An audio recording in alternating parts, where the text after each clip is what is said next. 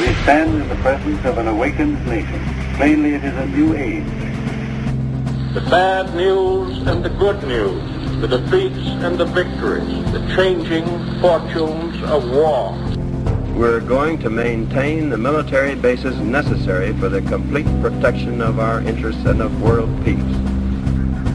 We face a hostile ideology, global in scope, ruthless in purpose, and insidious in method. Let all our neighbors know that we shall join with them to oppose aggression or subversion anywhere in the Americas. By seeking weapons of mass destruction, these regimes pose a grave and growing danger. They could provide these arms to terrorists, giving them the means to match their hatred. They could attack our allies or attempt to blackmail the United States.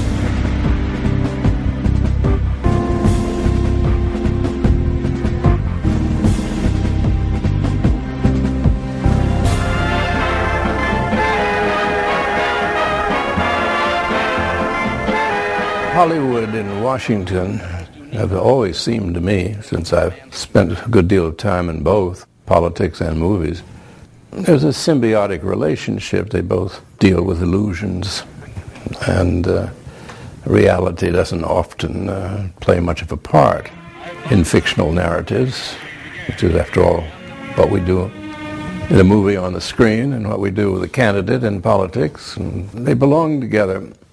The first person to realize that was Woodrow Wilson. He was trying to get us into World War I. You had to get Hollywood aboard to get them to make movies demonizing the Germans. And Hollywood never looked back or forward. And every president since has known that the movies, if you could harness them, was the way to get your program across, particularly if you wanted to go to war. That was the way to get people excited. Roosevelt first had radio because he had a great speaking voice, and everyone liked to hear the president. I'll never forget this one. You'll never hear this again from a president, but Singapore had just fallen to the Japanese. Tonight, the news is all bad. So far, the news has been all bad. Well, at that moment, the entire country will help you, Mr. President, you know. We want the news to be good for America again. Oh, God, how he played the people. And he's superb. Then newsreels came along. He proved to be just as good at newsreels as he was as a voice. And he used to call them his garbos. And you'd see him sitting at his desk. Through the news shown on the screen, I want to thank the many thousands who have telegraphed and written to me since the election. Well, my little dog Fala has joined me here.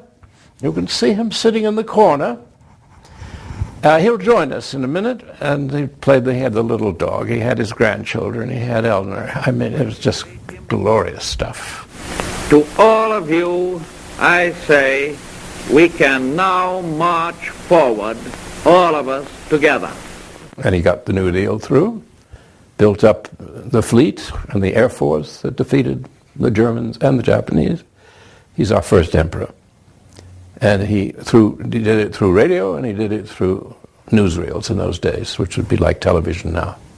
He would have been just as good on TV, except they wouldn't let him on because he said substantive things. So we're sorry, Mr. President, but this is not the message that Westinghouse wants to put out.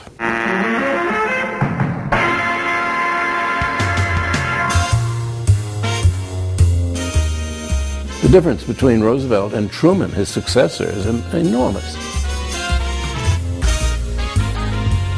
Roosevelt, in his first inauguration, says, "We have nothing to fear but fear itself." We have to fear is fear itself. Then comes Harry Truman. There is a power, a monolithic power in the world today. That power is communism, forever on the march. And he's frightening us about this terrible enemy called Russia and communism. Just saw the difference. It was night and day, night and day. Roosevelt hit the affirmative side and swept the nation. Truman got us deeper and deeper into great trouble and stirred the pot, and out of the pot comes McCarthy. Out of it comes the House Un-American Activities Committee. Out of it comes, you're not a good American. You were seen reading a book without moving your lips. That is a sure sign of a communist. And I speak as a U.S. Senator. That was the game. This, our country and all its people, could be in danger of nuclear attack. In minutes by enemy missiles. In hours by enemy aircraft. Our cities, our farms, our factories.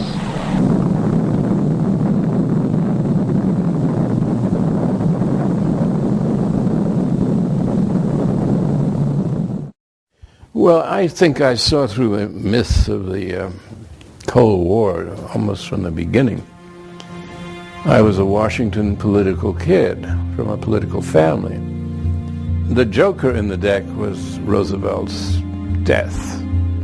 Everyone who knew him knew he was dying. He was elected president, 4 times? In the last race, it was clear that he was a dying man. But he had all his marbles, and he had all of his marbles at Yalta. He got more out of Stalin than Stalin got out of him.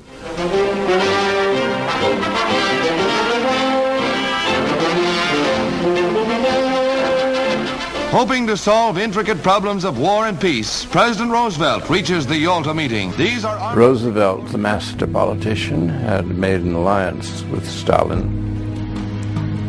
Stalin, contrary to the propaganda, wanted to be a normal country with other normal countries, and he got on with Roosevelt. He understood Roosevelt. Roosevelt understood him. They were both emperors, and they were both continental powers. So they had hit it off, and they had a number of agreements which would have made Russia much more civilized, modern, less tyrannous place. Then he drops dead, and the most incompetent little man you could dream of succeeds him. I have done as you do in the field when the commander falls. My duties and responsibilities are clear. I have assumed them. These duties will be carried on in keeping with our American tradition. Suddenly Harry Truman, who understands nothing about international politics, he was a last-minute choice for vice president by Roosevelt, who was trying to soothe the right wing of the Democratic Party, particularly the South, which was racist and democratic, as it is now racist and Republican. Roosevelt felt he had to hold on to that, to hold on to Congress, so he said, I'll get rid of Henry Wallace. Henry Wallace had been his liberal vice president, an intelligent and worldly man, and replaced him with Harry Truman, who had many virtues and many demerits. One being he just didn't know what he was doing in the big league. Truman proceeded to break every arrangement that Roosevelt had set up for a peaceful coexistence with Stalin. And Truman thought, why not just stay armed all the time, thinking about all the money that would be for the military budget each year and how good that would be for General Electric and General Motors. And we have remained armed ever since. Production board meetings that we here in the United States are winning the battle of production. Well, you can't justify all this money being thrown away. Well, nothing is going to education, nothing to health care. You can't justify it unless you find an enemy. Well, there are plenty of enemies if you look around for them, and we found them.